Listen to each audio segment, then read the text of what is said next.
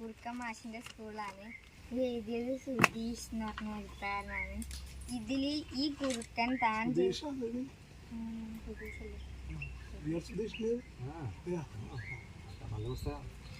അത് ഈ കുറുക്കൻ താൻ ചെയ്ത തെറ്റുകൾക്ക് തിരുത്താൻ വേണ്ടിയിട്ട് ഒരു സ്കൂൾ തുടങ്ങാൻ വിചാരിച്ചു.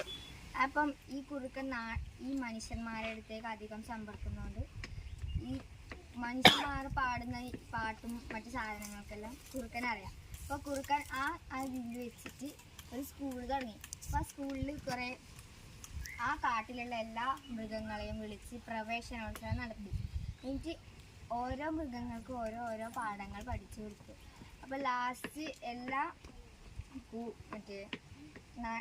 കാട്ടിലെ എല്ലാവരും കുറുക്കൻ നല്ല ഒരു അധ്യാപകൻ കൂടിയാണെന്ന് വിശ്വസിച്ചു.